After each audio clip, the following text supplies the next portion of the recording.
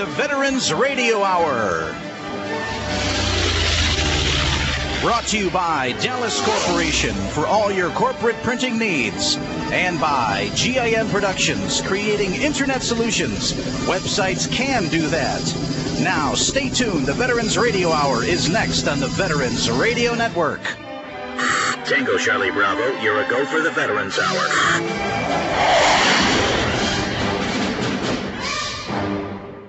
So your company has a website. We are all familiar with how the web can be used to showcase information. But did you know the web can also be used as a medium to actually do something to help your business? GIN Productions delivers custom web-based technology and applications to meet the needs of your company. We have the experience and the expertise to deliver web applications, e-commerce solutions, and interactive multimedia. GIN Productions can help you in making difficult technology decisions. We work to make web technology work for your company, and we will be there along the way to support you as you grow. Our comprehensive team includes talented programmers, software developers, graphic designers, and network specialists that strive to bring you the best. Contact us at our toll-free number 1-887-256-6914 or email us at info@ginproductions.com. Websites can do that.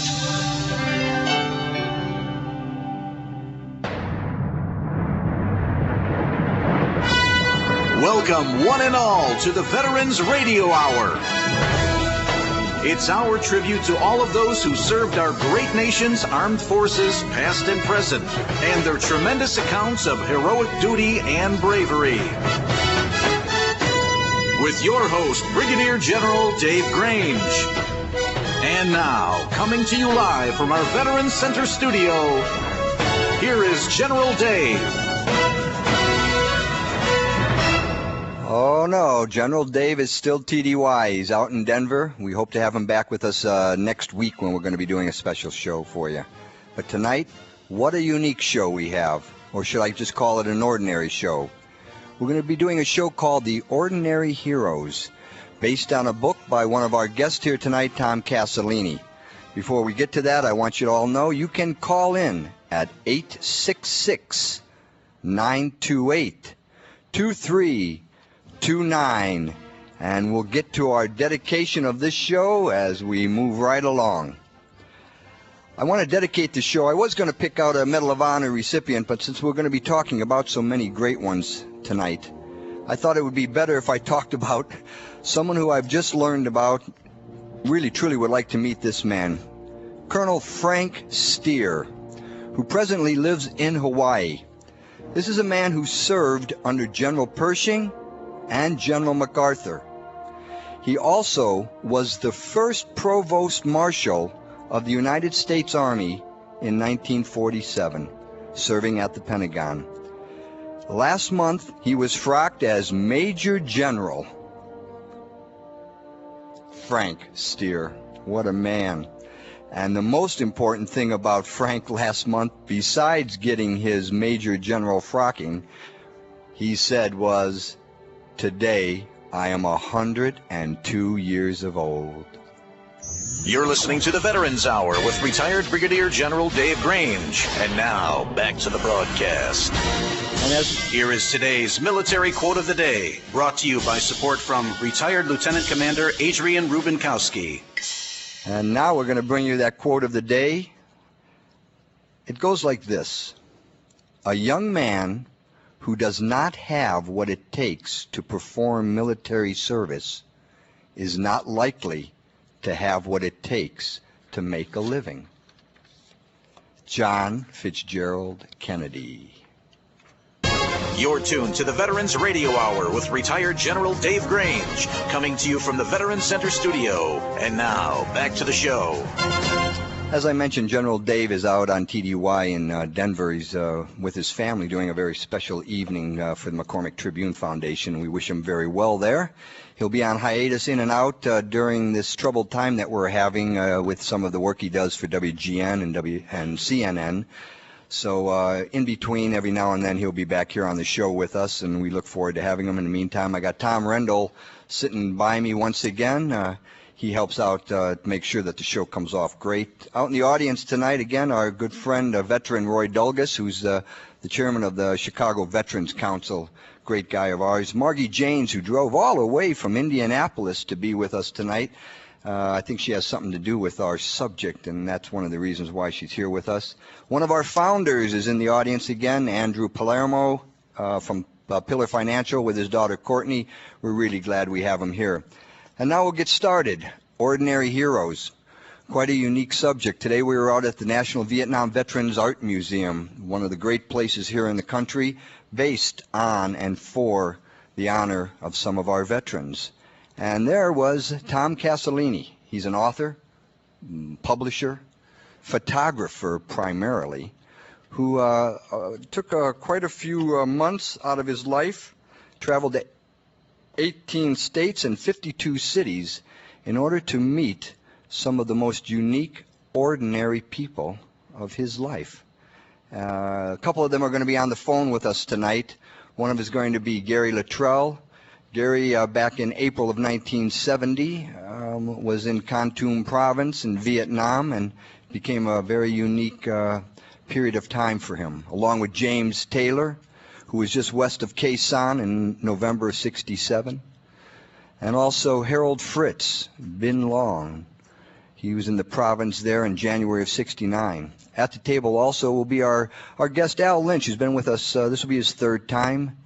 He was in December '67 in Binh Dinh province, Vietnam. All of them have a little bit of a story we're going to tell tonight, but I'm going to start it off with having everybody meet Tom Casalini. Tom came in from Indianapolis as well, and Tom, you have a book that's been going around now for a little bit of time called Ordinary Heroes. Give us a little thumbnail for our audience to understand. What is the book Ordinary Heroes reflecting? The book Ordinary Heroes is reflecting a tribute to our nation's Medal of Honor recipients. As you mentioned earlier, I traveled the country for over a year photographing our living Medal of Honor recipients. I traveled 18 different states, 52 different cities, looking at them as they deemed themselves. We, as the general public, look at them as heroes, and they choose to look at themselves as ordinary people that were simply doing their duty. Mm-hmm. And I understand that Medal of Honors, there's been a few thousand. How many thousand exactly? The Medal of Honor was established in 1862 during the Civil War, and since then a total of 3,458 men have received the medal. In the history of the medal, there's been one woman that have received it, and 19 men have received it twice. Mm-hmm. One woman only.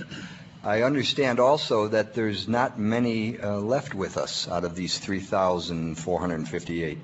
No, presently today we have approximately 139 Medal of Honor recipients living. And in the book Ordinary Heroes, you're reflecting on how many? We reflect on 48 of the recipients in the book. 48 good ones. And we're lucky enough now to have a few of them with us.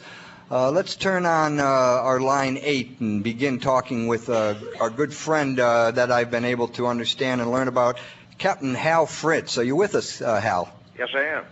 Good. Tell us where you're calling in from. Peoria, Illinois. Oh, good. That means that I think you're one of the people that has something to do with the Illinois Department of Veteran Programs. Is that correct? Yes, I'm the Deputy Director of the Illinois Department of Veterans Affairs for Programs and Services, and we service Illinois' 900,000 veterans. And that's on the state level, then, I would imagine. That is correct. And do you have then other veterans that work underneath you that are working these programs throughout the state? Yes, we've got a total of about 1,179 employees in the Illinois Department of Veterans Affairs that service our veterans through our 4 veterans homes and our 43 veterans field offices and our central office and admin office in Chicago. And I think what I'm going to be doing is asking each one of our recipients tonight if you could tell us what it means to you or what it has meant to you being a Medal of Honor recipient. That's a question sometimes that's difficult to answer, but I'll do my best, and I'll give it to you from the way I see it personally.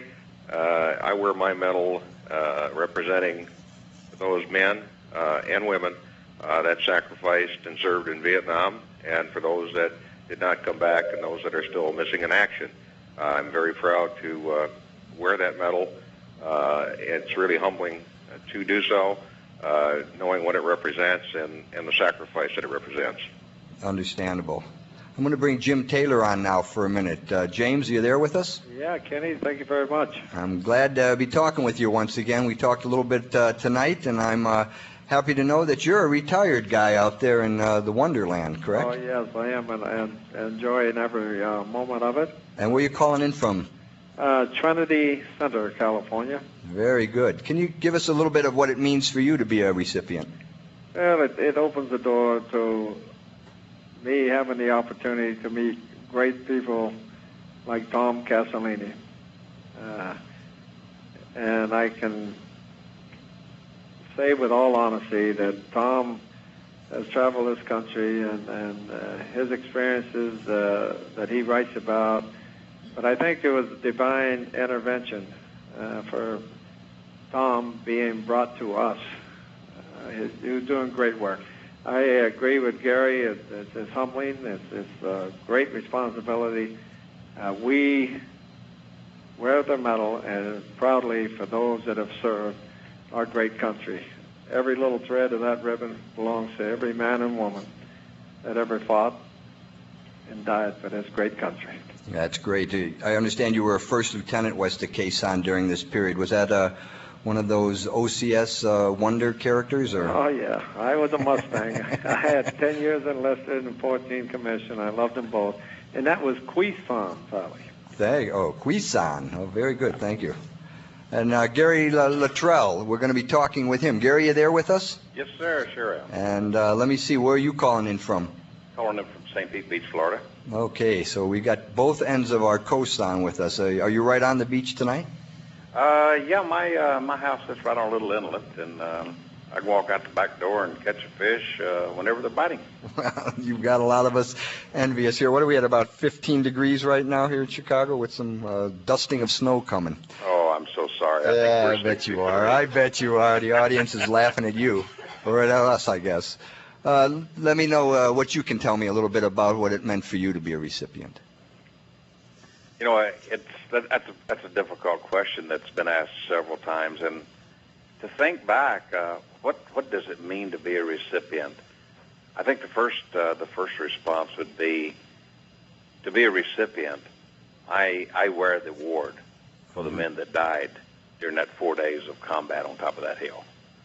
I was the one that was selected to be the recipient for all of them. Mm-hmm. Now, in my later years, being a recipient, the brotherhood with my fellow recipients means so much to me. I'm the vice president of the Medal of Honor Society and retired, and I spend all of my time, 7 days a week, just working for the society and working with my brothers in the Medal of Honor Society. Well, that's fantastic. I'm going to bring one of your brothers on that's sitting at the table here with us, Al Lynch. He's been with his, this is his third time, and I'm really happy and proud that he's one of our recipients here in Illinois. Go ahead, you say hi to him. Work, Alan. Hey, how you doing? Hello, Alan, buddy. Can I come down and visit you? Hey, it's 63 degrees, baby. I'm Come cold. on. I'm so cold. Al, I know you've been on the show a few times, and you could just come off and tell us whatever you think you need to say at this time, because I know it's been a very unique situation for you here in Illinois. I can't really add to what Hal Fritz or Gary or Jim Taylor has said. I think that kind of sums it up. We wear it for everybody that served, all those that died, all those that made it back, all those that are wounded. Carry us a little further into what it is. I understand the brotherhood that's there, but tell us a little bit more about what the Medal of Honor Society really consists of in relationship to the whole coalition of all the brothers.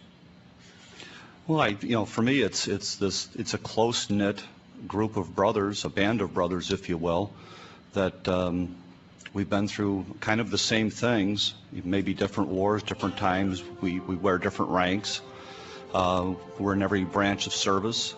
We're rich, we're poor, we're educated, we're not so educated. We're ordinary people that got caught up in something and did something maybe extraordinary. Very good.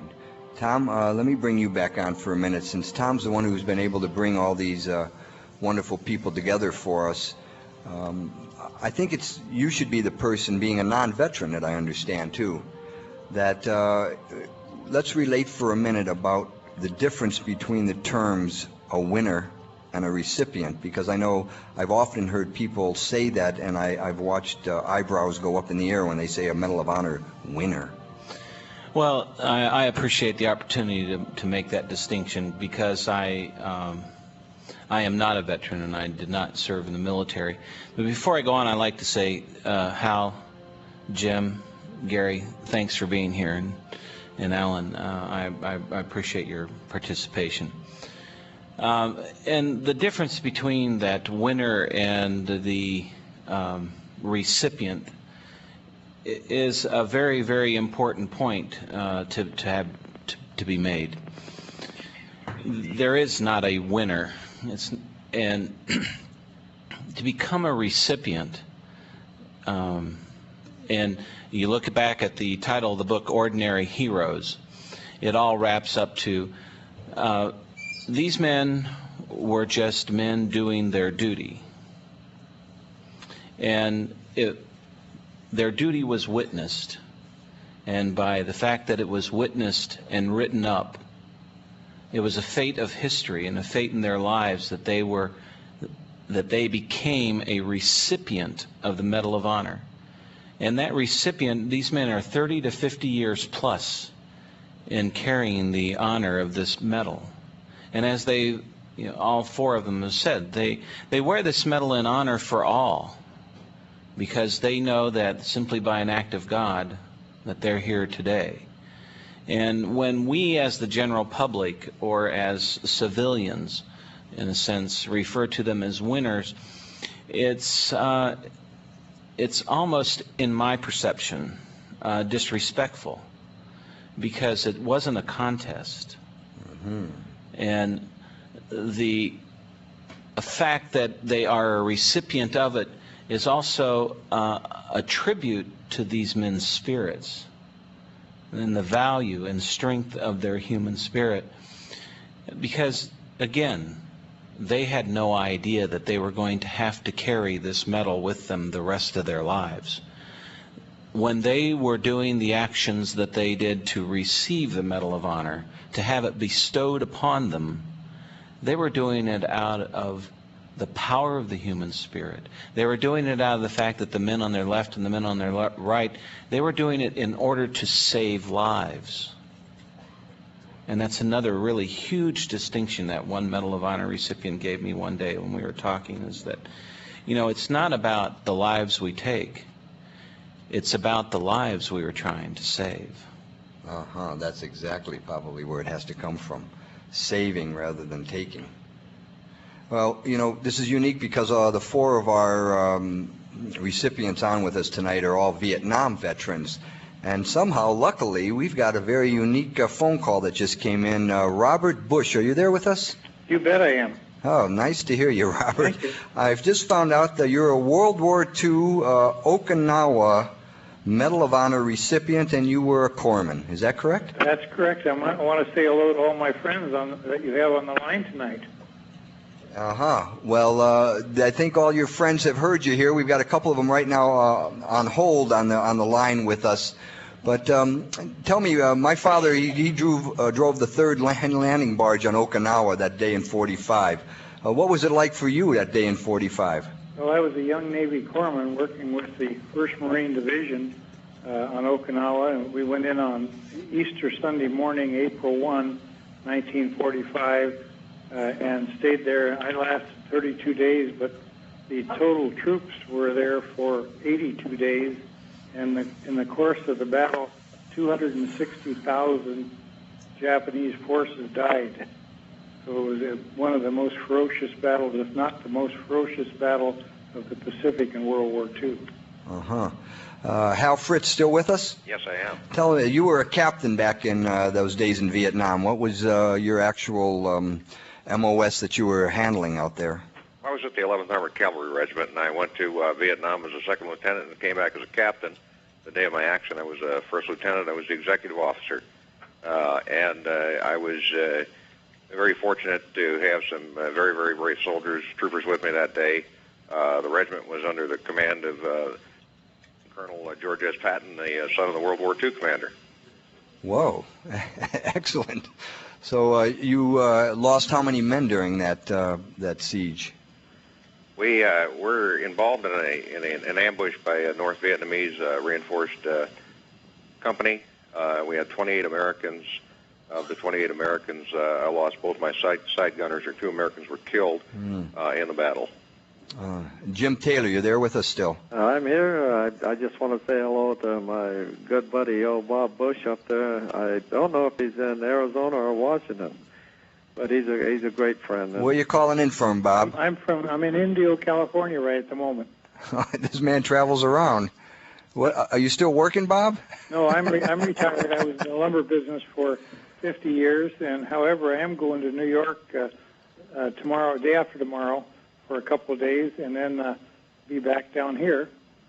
You're going for that big dinner they're having there to recognize a few of you guys? Yes, I'm going there for the dinner on Wednesday night. Tell us a little bit what that's about. I've got about 30 seconds. Okay, let me tell you that's a dinner that it's a fundraiser for the Medal of Honor, which has a foundation that their total commitment is to raise funds to continue our work as the Medal of Honor recipients and education of our young people.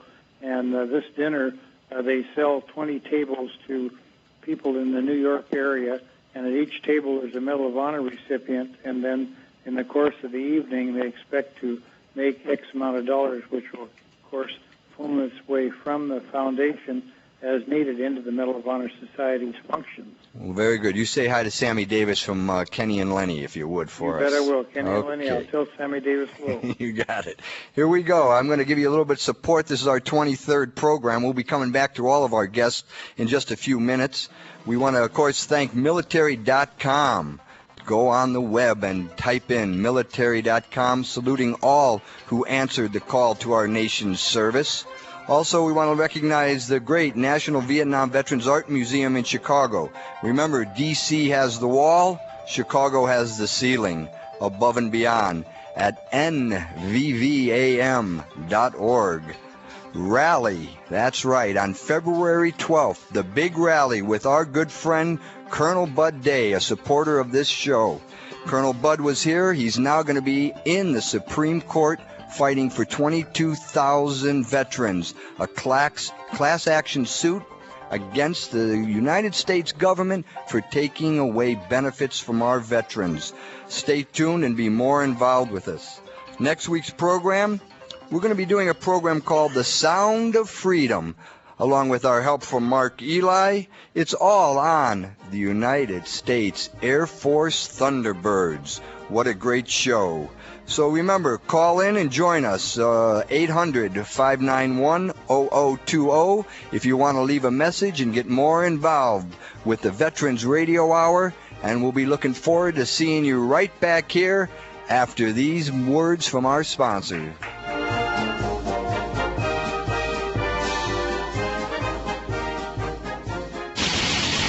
You're listening to the Veterans Hour on the Talk Radio Network. You're listening to the Veterans Radio Hour. We're here every Sunday evening at 9 p.m. Central Standard Time on the Talk Radio Network, coming to you live from Veterans Center Studios in Downers Grove, Illinois, and also, of course, on the Internet on our website, www.veteransradiohour.com. Tonight's program is I think, an exceptionally interesting one, dealing with the subject of Medal of Honor recipients. It's our 23rd show. Very, very fascinating information being imparted to us, and I was particularly interested in what one of our guests had to say just now, Tom Casalini, who is the photographer and creator of a wonderful book called Ordinary Heroes, which is devoted to Medal of Honor recipients, with some beautiful photograph and fascinating text, and what Tom had said about the distinction between the terminology that some people will use in calling a Medal of Honor recipient a Medal of Honor winner. And he pointed out that in fact the appropriate thing to say is Medal of Honor recipients, because there was no contest involved. The wonderful, extraordinary human beings who are the winners of the, who are the recipients of the Medal of Honor were doing what they did for the purpose of saving lives, and that is a very important distinction. We are very honored to have several Medal of Honor recipients with us in the studio this evening, and the program will continue very shortly. We'll be back on the air. You're listening to us here on the internet, where we come on the air, perhaps 20 or so minutes before the show starts, where we have a little pre-show, and then after the show goes off the talk radio network, we remain with you here on the internet for another 15 or 20 minutes to answer additional questions and to follow through on elements of the discussion here at the round table that we may not have been able to cover during the period when we were broadcasting on the air. If you have a question, or if you would like to make a comment about any aspect of the program this evening, feel free to call us at 866-928-2329. That's 866-928-2329. If your question is such that one of our guests can answer it live, we'll see if we can even get you on the air. If you would like to be a sponsor of the Veterans Radio Hour, or a founder sponsor, call our business office at 800-521-0020. Our guests this evening are George Littrell, James Taylor, Al Lynch. Let me go through that list again. Gary Littrell, James Taylor, Hal Fritz, Al Lynch, and Tom Casalini, and Bob Bush, who is calling in to us from California, and he is on the program tonight also. Tom Casalini is the photographer and creator of Ordinary Heroes.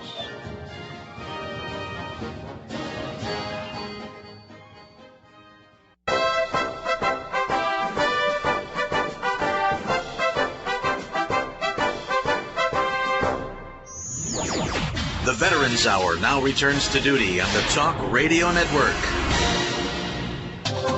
The Veterans Hour proudly presents our military hero's story of valor. Here we are. Our valor story tonight is Staff Sergeant Roy Benavides, a Chicago guy. He distinguished himself by a series of daring and extremely heroic actions while assigned to Detachment B, 56th, the 5th Special Forces Group Airborne. He was wounded in the right leg and his face and his head, and despite these painful injuries, he took charge. He repositioned his team members and directed their fire to facilitate the landing of an extradition aircraft and a loading of wounded and dead members. Under increasing automatic weapon and grenade fire, he moved around the perimeter, distributing water and ammunition consistently to his weary men, reinstilling in them a fight and a will to live. Sergeant Benavides gallantly joined his comrades who were in critical straits to expose themselves constantly to the withering fire, and his refusal to stop despite numerous severe wounds, he ended up saving the lives of at least 8 men. His fearless personal leadership, tenacious devotion to duty, and extremely heroic actions in the face of overwhelming odds were in keeping with the highest traditions of the military service and reflect the utmost credit on him and the United States Army. The The Veterans Radio Hour salutes the Active Service Person of the Week, made possible through the support of Pabst Blue Ribbon Beer. As they say, PBR me, ASAP. Pabst Blue Ribbon Beer, available at your local retail outlet. Yes, we're going to recognize, instead of an active service person, how about a whole company? The 1244 Transportation Company, which was organized in January 2000 out of North Riverside. Originally, they were soldiers that were deactivated from the 1744th Transportation Group and the 108th Supply and Transport Battalion. They ended up now making the 1244th. Prior to being out of North Riverside, they were from Cairo, Illinois. And what's so great about them? They're commanded by First Lieutenant Rhonda Peterson, First Sergeant Robert Sinclair, all from Illinois, deployed February 7th. You're listening to the Veterans Hour with retired Brigadier General Dave Grange. And now, back to the broadcast. Hi, this is Kenny DeCamp. I'm sitting in for Dave Grange. He's out on TDY tonight, and we're talking about ordinary heroes. We've been asking a little bit about how everybody lasted and what they did and felt during some of their time. We've got Gary Littrell on the phone with us. He's calling in from St. Pete Beach down in Florida. I understand, Gary, when you were down there, you were Sergeant First Class when your April 70th time came in Vietnam. Yes, I was. Yeah. And can you tell us a little bit about what happened there for you? I was advisor with the 23rd Vietnamese Ranger Battalion, and we moved up on top of a hill, got surrounded by the 66th NVA Regiment, the 29th NVA Regiment, and the K6 Sapper Battalion. And we had an interesting 4 days and 4 nights. And during that time period, we had 4 Americans. 1 American was killed, the other 2 wounded. And of the 473 Vietnamese Rangers that I took up on the hill, I brought 41 walking wounded off. Mm-hmm. Understandable. Gary, I think another friend just called in. I don't know where he's calling from, but I mentioned his name a minute ago there, Robert. We might not have to say hi to him later on because Sammy Davis looks like he just called in. Are you there, Sammy? Yes, sir, I am. All right. Hey, Sammy. Oh, Gary. Hi, buddy. Hi, Sammy.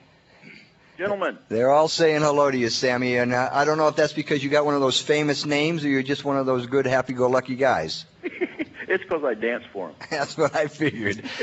Sammy, where you calling from now? Flat Rock, Illinois. Flat Rock, Illinois. If I know, I would have had you brought you into the show. You're so close, right? Well, it's not that close. It's about 6.5 hours. Respect and honor Okay. the guys that deserve it. The ones that don't, salute them and don't have to salute their back, that's for sure. Okay, I think I've got a little feedback coming in on this. Sammy, I hear you're going to be one of these people at this special dinner as well. Yes, sir, I'm able to go to that, most definitely. Let me know when you received or the Valor period that you had in your life. You were what rank then? Private First Class. Oh, excellent. So we've got all gamuts from the captain all the way down to the PFC. And yes, sir. Where were you at during that time? Down in the Mekong Delta, Plain of Reeds. And what was your MOS? What were you doing there? 13 Alpha 12, the regular artilleryman. Or they're just fighting with the artillery, or? Yes, sir. 105 split trail howitzers. Mm-hmm. I understand that, and I guess any one of you could talk about this. Maybe Robert Bush there might be able to bring in a little light from World War II. I've been told that not too many of the soldiers themselves like to talk about what their actual time was and what their citation is all about. Is that true, Robert? Yeah, I think that is true. Everybody, I was in the Medal of Honor Society for 45 years before I knew what half of them did. And because it's just not mentioned, everybody's busy doing their thing, and it's like the old theory that everybody puts their pants on the same way. And I think that we're just a little conservative on what you might call bragging about your activities. Yeah. Nobody does it. Yeah, I don't need to brag about this. My engineer just let me know, all of you guys out there, to please turn your radios or computers down while you're talking to us. You can listen to us over the web on veteransradiohour.com and one of our 72 radio stations right now that we have. Tom, why don't you take over for a moment and let me know a little bit more about what it felt like to be the man to meet all of these great individuals, or as I should say, these ordinary heroes. Well, Bob, good evening, Bob. And good evening, Sammy. Thanks for calling in. You bet, Tom. Bob touched on it, and the wonderful thing about these men is that they are just ordinary men, and no, they don't care to have their citations read in public because they feel that there are other aspects of their lives that are much more meaningful and important to them. Because, again, they are recipients of the Medal of Honor, and the day of their actions, they were simply doing their duty. And we find that kind of difficult to understand. But what is so beautiful about them is how they share their experiences. They share their experiences from the standpoint of the strength and value of the human spirit. And when these men are out and talking to children, they love to visit grade schools and high schools. The message they leave with them is really the message of the value and strength of the spirit. And they all have a very unique and interesting story, and I'm going to kind of call on a few of them to relate it. And I'm going to start with Al Lynch here in the studio with me. You know, when we're at schools and doing programs, it's a beautiful story that you tell about yourself and the value of the military. And if you would mind sharing that. Which one? The one that you refer to yourself about the nerd. Oh well. When I was in high school, I was the kid most likely to be picked on. I had very few friends. I wasn't doing well in school, wasn't involved in sports. Every fight I got in, I lost, and really lost. I mean, really lost bad. I went into the Army for a couple of reasons. One, I just felt that I couldn't do anything more with my life where I was, being a dud and kind of a mama's boy. So I went into the service, and when Vietnam started to get really going, I wanted to be involved in it. I was raised on some war stories, you know, from my mom and my dad, who was in the service in the Army Air Corps, and so I volunteered to go to Vietnam. And it being with all of these brave people that I served with, these wonderful guys from D1st to the 12th Cav, 1st Cav Division, really got me past being afraid, taught me that there was more to my life than just me. In fact, taught me that I was really, and I don't know how to put this, you know, any better, but that it's not yourself that matters, it's other people that matter. And I think that's what being with the men in combat that I was with taught me, was that they're the ones that are important. And I think that's what a lot of us in the society bring out, is that it's not us that's important, it's other people that are important to us. And the fact that a nerd or a mama's boy could earn this medal in Vietnam, I think speaks to that. We don't know what we can do until we're tried, and I guess that's the bottom line there. Yeah, and I know I went to high school with you, so I could remember that. You know, and there's a point behind having these stories told that we can get to in a minute, and I'd like to ask Jim Taylor. Jim, are you there?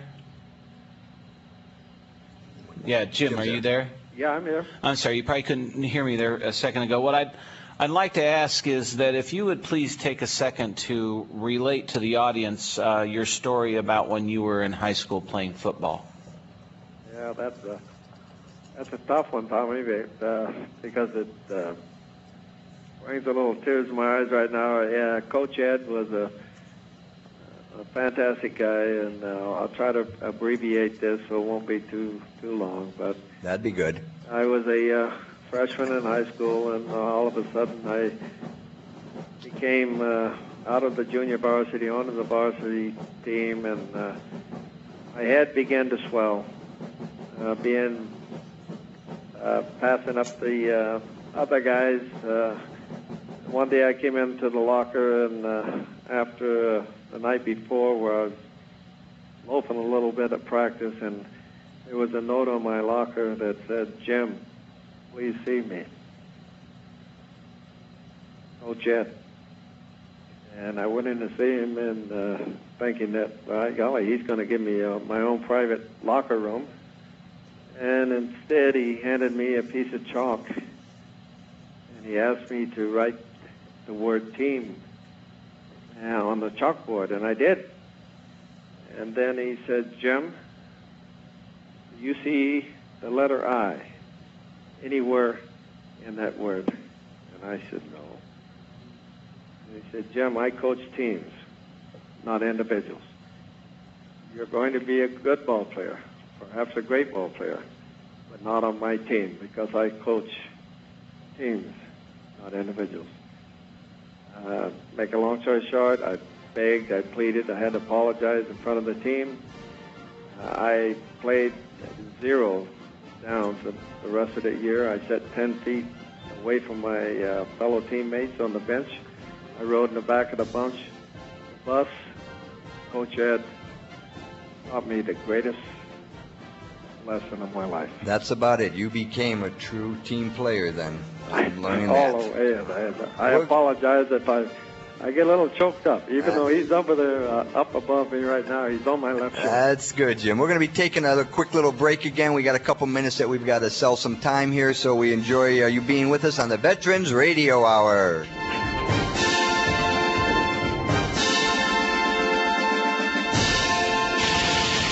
You're listening to the Veterans Hour on the Talk Radio Network.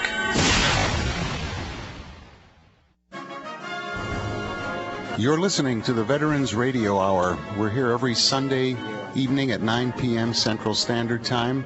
We're heard on the internet as well as on some 78 stations of the Talk Radio Network. Tonight's program is on the subject of Medal of Honor recipients. And speaking of honor, we are indeed honored to have a number of Medal of Honor recipients in the studio with us this evening. And I do want to say that I think this evening's program is a perfect example of the kind of extraordinary material that we cover here on the Veterans Radio Hour. We're hearing some very moving and profound stories that our Medal of Honor recipients are sharing from us, and they're imparting information that I think is of extraordinary meaning to all of us and that we can all learn from. This is our 23rd show. I want to mention that you can access any of our previous programs right on the website. There is an archive there with all of our shows from the first one in December, or I should say in September of last year, proceeding all the way through to the present time, and this week's show will be on the archive also in the future. You can listen to this show again if you want to, or if you want someone else to hear it that is not listening now, this show will be available on the website, the Veterans Center website, probably starting Wednesday of this week, and it will be streamed on a 24-hour continuous basis right there on the website. So tell everyone, and we would look forward to hearing from you. If you have a comment or a question, feel free to get in touch with us here at the Veterans Radio Hour, either via email, or you can call us toll-free at 866-928-2329, 866-928-2329. If you are interested in perhaps sponsoring or being a founder of the program, the business office number is 800-521-0020. Again, this is the Veterans Radio Hour. We're coming to you live. We are here every week, 9 p.m. Central Standard Time, every Sunday evening. Thank you for listening, and we'll go back to the show in just a moment or two.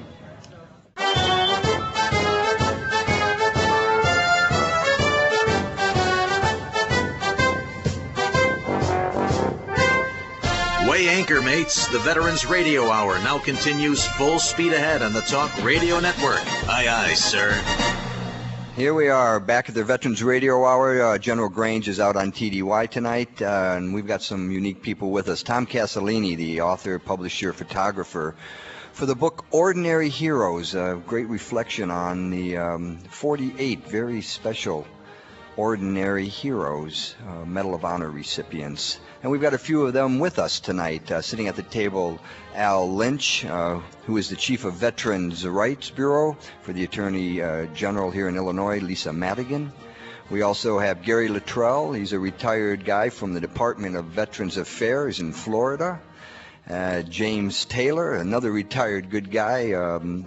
He's retired from the Lawrence Livermore National Laboratory. Harold Fritz, Deputy Director for Programs and Services, Illinois Department of Veterans Affairs. I think he's still active duty with us here in Illinois, and we appreciate that. And then calling in, a few extra little guys called in too. Sammy Davis, a PFC, a good guy I've learned a lot about from our friend Lenny Bertini, as well as our World War II guy. He's Robert Bush. He's calling in from California tonight, and we thank all of them being here. I think Tom was going to bring up a little bit more subjects about some of the personal stories of these guys growing up.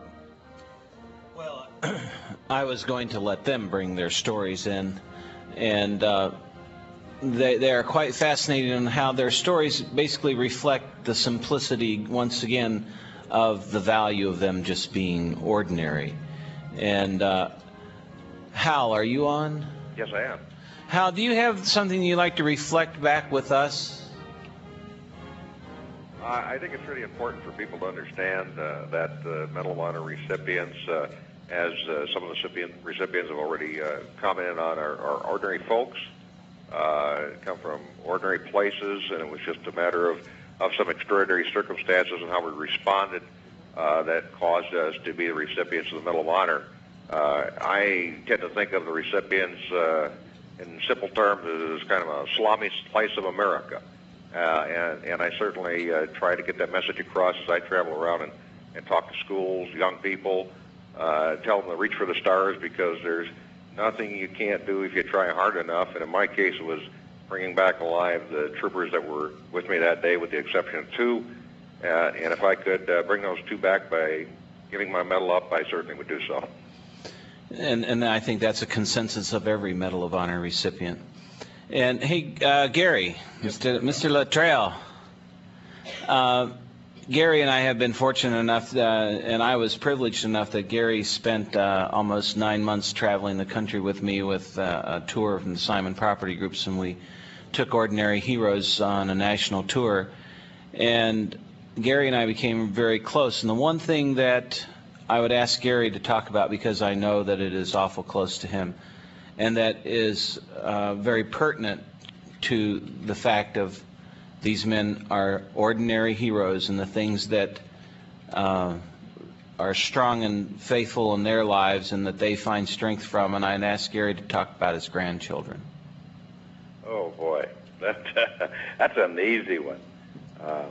I've got 4 grandchildren. 2 of them live in Louisiana, an 8 and a 5-year-old. I don't get to see very often, but I do have 2 that live right down the road, a 3-year-old and a 1-year-old.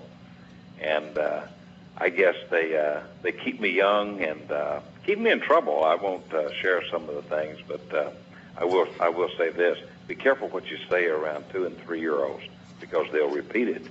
And Papa's been in trouble a couple of times. But I would like to share one thing with you also. When I go into to schools, and like Tom and I believe we were up in Chicago, and we had a great turnout of children. There's one message that I'd like to leave with the youth. And if we've got any young men and women in Radio Land listening to this radio show tonight, you know, Congress made me a hero. They put the medal around my neck. But each and every young man in America can be my hero. And it's real easy. All of you know the difference between right and wrong. You know it's wrong to use drugs.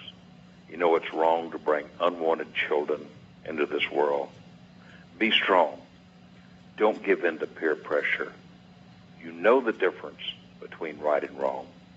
Just do what's right, and each and every one of you can be my hero. That's right, Gary. We thank you a lot for that. You know, we're going to spend the next 15 or 20 minutes continuing the show on our website, veteransradiohour.com. We'll be leaving the radio airwaves in just a few minutes. And I've got something special tonight here with us. We generally bring in our good guy, Mark Demon, who's going to sing us one of these special songs. This is dedicated tonight to all of our Medal of Honor recipients, all that they've lost, all of the friends they still have. Mark?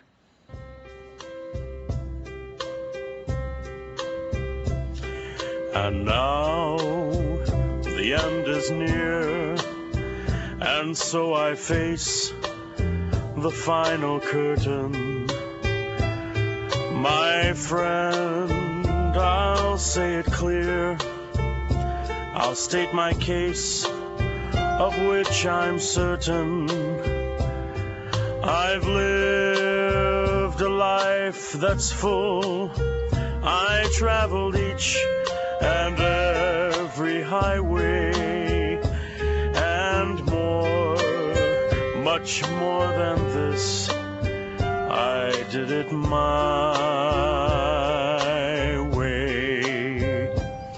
Regrets, I've had a few, but then again, too few to mention.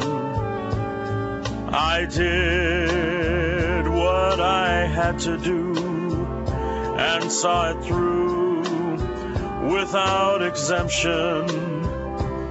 I planned each charted course, each careful step along the byway, and more, much more than this, I did it my way.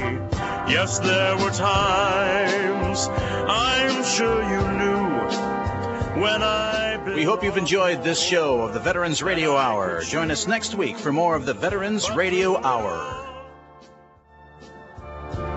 And I stood tall and did it my way. I've loved, I've laughed and cried. I've had my fill, my share of losing. And now, as tears subside, I find it all so amusing to think I did all that, and may I say, not in a shy way. Oh no, not me. I did it my way.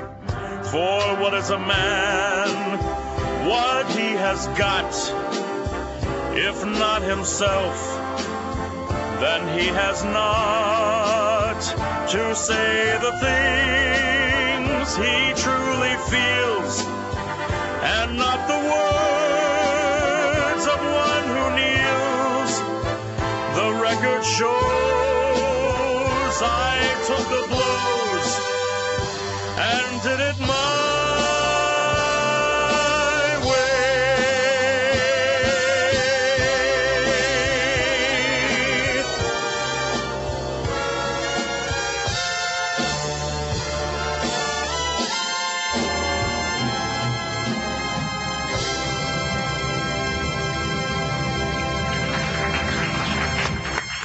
Thank you, Mark. That was Mark DeMin. He's been helping us out here, closing out our shows with a few numbers every now and then. We still got our guys on the line with us. We're now streaming over the web only on veteransradiohour.com. We appreciate all of you that are on. We're going to be bringing Tom Rendell in for just a few moments, too. He's got some website chat that's been going on as we continue talking with our Medal of Honor recipients and our special guest, Tom Casalini, the photographer, publisher of the book Ordinary Heroes.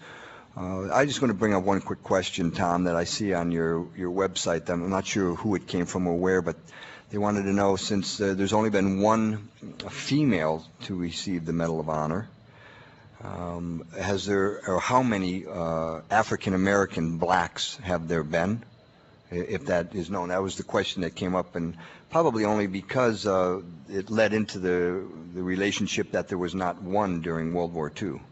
Would you know of any? Or the society, any of the society members? Well, there are, and they can jump in at any time. There are certainly living Medal of Honor recipients that are African American. I am not a historian on the Congressional Medal of Honor Society or the Medal of Honor, so I couldn't give you the numbers of African Americans that have received the medal. But currently, I believe there are 3 living. Gary or Jim, anyone? There are 3 living recipients now. We have 3 now. And to the best of my knowledge, there have been 6 black, but I'm not sure. You know, I was told that Tom let us know that there's approximately 139 recipients still with us. Are all of them active within your society? And who are you asking this to? Any and all of you. Gary Littrell. Okay, Gary. We have one member that has elected to not be a part of our society. So, and how many do you? So you have 138. So we have 138. Mm-hmm. And it's not approximately. There's 139 living recipients, and there are 138 that actively are active members of our society. There's only been one that has elected not to be. Okay. Well, we have about 10, 15 minutes here now where we could just talk freely if any of you guys want to jump in on something. Kenny, can I say something? And who's this? Jim Taylor. Go ahead, Jim. You know, these guys are going to be in New York Wednesday, Bob and Sammy and them. I'm going to be with 9 wonderful kids out here where we have is a one-room classroom. And I'm going to talk to these kids and present the book in a poster that Tom has forwarded to the class. And I'm just looking forward to that. That is the joy of my life when I'm sitting in a small classroom, the grades 2nd through 7th, and then we're going out to lunch. So that's why I'm going to spend my day Wednesday while those guys are in New York freezing to death. Well, that sounds like a warm heart. Say, Jim, with the help of God and a couple of Marines, we might get home. You're right, Bobby. Hey, my best to you, buddy. And I'm going to leave 63-degree temperature to go up there, Jim. But anyway, and real quick, and I'm going to be forwarding pictures to you, Tom, because the kids are already pumped up for it. Thanks, Jim. I appreciate it. Listen, we've heard from everyone except one little darling, and I have not heard her voice all night. Margie, hello, sweetheart. Well, Margie's out there. We'll be bringing her up. But right now, as she comes up here, Tom Rendell's working on our chat today. Tom's going to give us a couple of the questions that came across here. Gentlemen, the questions that came in were things that illustrate how little is known anymore about such decorations. And so I answered some of the questions myself, but not everyone's in the chat room. One question was, is the medal actually made of solid gold? Would any of you care to answer that? No, it is not. No, it is not. Okay. Secondly, a question wanted to compare the Bronze Star with the Medal of Honor, and I, being an active officer, was able to probably correctly characterize that you can get a Bronze Star for achievement, service, as well as for valor, and it just depends on what you do. But then you have, in order of increasing degrees of valor, the Silver Star, the Distinguished Service Cross for the Army, for the Air Force Cross, the Navy Cross for the Navy and the Marine Corps, and ultimately then the Medal of Honor. Would you want to add anything to that? Covered it pretty well. Okay. That's it. I'm trying to handle your light work because I wanted to make sure that during the major portion of the show, your stories received the airtime. One question that I have for you, and it goes back to the fact that, we've all been very proud to be out doing our job and protecting the country, but we've recently found that our efforts are not always enough to protect the country's citizens. And I'm one, after having been involved in a number of things overseas and elsewhere in about a 26-year career in special forces and other things. The average citizen is called on these days to exercise a great deal of the same type of bravery that we are trained to be able to exercise. and yet they have to do it from the standpoint of, in fact, protecting total strangers in some cases, where we always resort to the fact that we're a band of brothers and you do it for your buddy and so forth. I'm reminded of the story of Rick Rescorla, who was the gentleman that escorted people out of the World Trade Center in 1993, a lieutenant with Hal Moore during the battle in the Ayadrang, and then he went back into the World Trade Center and died. There are pictures of him on a landing. I believe that there ought to be an effort started to provide a number of decorations for civilians that would not be incentives by any means, but to recognize those that participate, because I believe it's important that we do that, especially since they're not with any training and they're not generally doing it to protect anyone but those around them whom they may not even know. That, to me, coupled with the fact they're not trained and they're not a unit, is something that illustrates a great degree of heroism, and we're going to see more of it. What do you think about that? I think that'd be a great idea, Lynch. I was in the reserves with, at that time it was Major Rescorla, and nicest guy you never wanted to meet. Just one of the greatest people I've ever known. Down-to-earth guy. Matter of fact, I was in his unit with the 85th Division many, many years ago, and we just both had the calf patch on, and I always thought he was kind of an old guy, and was in Korea, and we started talking one day. He says, "No, I was in the Ayadrang," and talked a little bit about what he went through and all of that. I was amazed. He had quite a history. One of the greatest men I think I've met.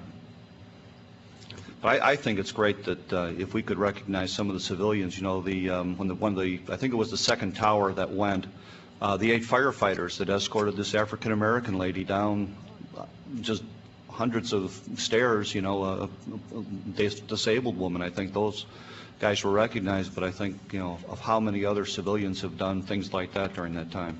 Tom, this is Tom Casalini.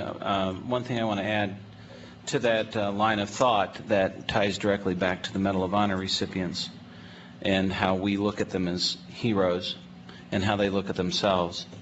September the 11th, those people went off to work thinking of themselves as ordinary people and became ordinary heroes. And in the same regard, the Medal of Honor recipient that day of their action went off thinking of themselves as an ordinary soldier that became a Medal of Honor recipient. And to be able to tie those two things together, I think, is a huge concept that we miss. That value of taking care of one another and looking out after one another's spirit, even though whether it's recognized with or without a medal, becomes the core value of what we need to rebuild in our country. And all of you that are now listening on our stream here with us, Robert and Hal and Jim and Gary, we've brought that special person up to the microphone for you. You want to give them a big hello there, Mark. Hi, gentlemen. Hi, Grandma-to-be. Oh, you're so kind. Hi, Marge. I'm so glad you could all be with us tonight. Thank you so much. Hi, Beefy Butt. Hi. No, we get to call my daughter Beefy Butt, honey. She's the mommy to be. See, you guys all know we're on the internet, so we can say anything we want now. Is that it? Oh, that's right. Yeah. No more censorship. Margie, I should tell everybody out there listening, is the person, I guess, who runs Tom Casalini's life for him. Yes, Margie's my right-hand lady. She's 50% of Sweet Pea Press, and she's been with me for almost 17 years now. That's right. She's my studio manager, and she was the person that basically organized and managed all of Ordinary Heroes Coming to Life. What a pleasure it was for me. As we start to wind down now, we've got about 5-6 more minutes to go on here. I'm just probably would like to get a little bit of something from each one of you as we take it away from what it means not to be an ordinary hero, or what it means to know people and to miss people in our lives, but maybe because of this trying time that we're in right now, and everybody seems to have some tension going on in their lives, more so I think than usual for many people. Maybe we'll start with Robert Bush and give us a few words of wisdom, if you could. Thank you very much, Marge. Hello, Marge. Hi, Bob. How are you? I'm great, thanks. That girl.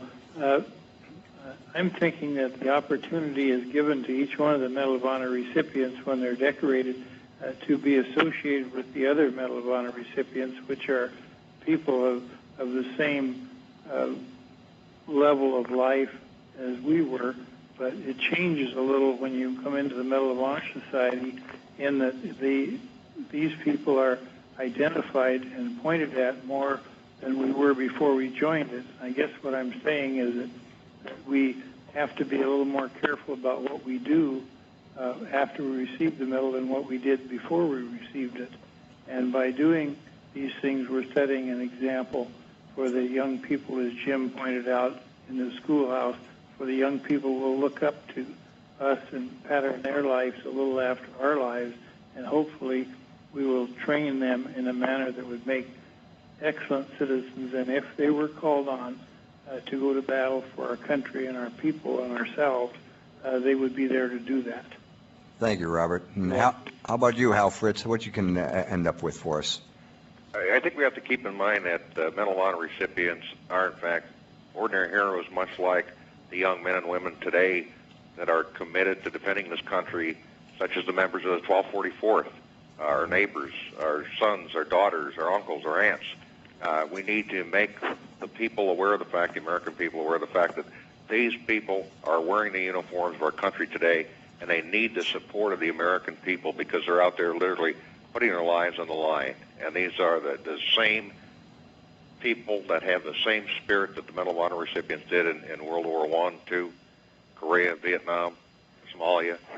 We need to support the young men and women in uniform today. Very good. And Jim Taylor? Yes, I have to go back to the kids because I love it. I love talking to the students around the country, and I emphasize to them that they need to take responsibility for their own actions. They have to realize where they're at, where they want to go, and how they want to get there at an early age. And education is one of the keys that's going to help them get there. And to study hard, don't make any excuses, don't be afraid to make a mistake because mistakes are learning experiences, and by doing so they can turn a negative situation into a positive one and be a successful person in our great country. Okay, and Gary Littrell out there at the beach. You know, I work with a lot of the young soldiers on active duty today. I just got back from Germany on the 4th of December, where I had the opportunity to speak with some soldiers, and I'm going up in May up to Alaska to speak with soldiers. And one of the things that I like to leave with the young soldiers is that today's military is strong, and it's a good military. Back in Vietnam, I had a job to do, and I look at that 4 days. I was a soldier with a job to do, and I had to do that job to the best of my ability. And every soldier in the military now, if put in a situation similar to what we, the Medal of Honor recipients, were put into, they could rise to the call, and they would do their duty just as we did. We have a good military, and we need to get behind them and support them all the way. And Al Lynch? I think what Ron Rosser said when we were out in Fort Wayne just really nails it. He said to the young kids in a class we're in, he says, you know, like it or not, we're going to give this country to you in a few years. It's yours. Whether you want it, whether you don't want it, whether you want to be involved in it or not, it's your country. And I think that each generation from our start has contributed something to it, has added to it. Soon, the World War II vet will walk off the stage, the Korean War vet will walk off the stage, Vietnam veterans will walk off the stage, and we will hand this country over to the next generation. And I think part of it is that, you know, what are we going to hand over to our kids? And then to the kids, what are you going to do with this country once you have it? How are you going to build it, and what are you going to make into it? And I think that's something that we all need to consider real heavy. Very heavy, very heavy. Tom, you had something real quick before I close out? Yeah, I just wanted to say I think that's a really important point, and I was going to make it, but I wanted to just amplify on what you said, sir. Napoleon used to say that in the rucksack of every private rides the field marshal's baton, meaning that in his army, anyone could expect to rise to high rank. And of course, since we know of General John Vesey and others who have been privates but ended up chairman of the Joint Chiefs. That's true. But I always told soldiers, and I believe it from hearing it from Medal of Honor winners, that we're all trained to have that same ability, and we've got to think about what happens in the activity that brings you to that point. Most of us try to plan ahead so we don't get into the last ditch, but in fact, if you find yourself in the last ditch, you hope you've got the talent to take it on. I also believe there are quite a few people who disappeared whose accounts we don't know, but that if we were to be able to chronicle what they did, we'd find that they were as heroic or even more so than most that we know, because oftentimes the exercise of that sort of valor is at the loss of one's own life. I did want to also say that you all represent us, those of us that are active and serving, and those of us that are civilians and don't even know you exist, in ways that you can't imagine. And hopefully this period will allow us to connect a bit better with our citizenry, because they really need to know more about you, because you represent the best of us in the sense that one often thinks of someone achieving high rank, but that, as we all know, is a process that doesn't depend upon your ability to perform necessarily. You men were singled out by situations that you didn't choose, and you responded in ways that men would like to think, and I would like to think, that we could, but we just don't know, and we thank you very much. And thank you there, Tom. Hey, thank you all. Yep, I'm going to bring up Tom Casalini to say goodnight to all of us, and I'll be very happy to say that this has been a very unique day as well as an evening for me, Tom. Thank you. It has. I just want to add that the wonderful thing about these men is that sometimes we lose sight of the fact that and the strength and courage it takes just to be ordinary, and we find our children sometimes looking in all the wrong places for heroes and role models, and where they look for their heroes and role models, in reality of life they may have a 1 in 10 million chance of becoming that person. But what they overlook, and if they could have the opportunity to learn more about the Medal of Honor recipients, or even the unique opportunity to meet one, they will find through the actions of these men that they have a 100% chance to be just like them. Without a doubt. They have a 100% chance because they can do the exact same thing each one of these recipients did. They looked inside themselves. They reached in and they grabbed the value of their own human spirit when they were called upon. They didn't look anywhere else for a hero. They looked inside themselves, and that's the hero they found. And that's the message that they have spent 30 to 50 years of their lives giving back to the general public, to the schools and to the kids. And the brotherhood that they have in the fraternity of the society reaches beyond the fraternity and becomes a brotherhood for every person that's ever served. I've witnessed this brotherhood, and it's phenomenal. And if there is a way that we could inject that brotherhood into our citizenry, into the, as I would call myself, the civilian population, if we would have the opportunity to witness 1/10 of that brotherhood, we would be so strong. There would be no doubt the level of respect that we would pay to our veterans. You know, we look at a medal, and I don't think I think the recipients would follow along with this. We look as the medal. The medal gives someone an opportunity to pay respect because it is huge.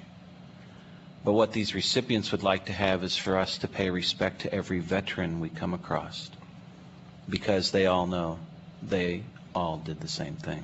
You're here. We thank you all for being with us. You're some great guys to know and to be a part of this. The Veterans Radio Hour really thanks you.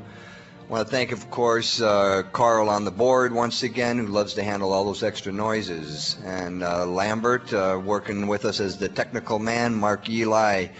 He's over there on that web chat the whole time. Joe, thanks for handling those phones, and Tom plugging away over here. Our big man Lance in the back, making sure it all happens. We thank you. Next week, you got to be here. The Thunderbirds. It's going to be the sound of freedom. And we'd like a lot of you to plug in. Once again, veteransradiohour.com. This is Kenny DeCamp saying good night. See you again. God bless you guys. Thanks for calling in.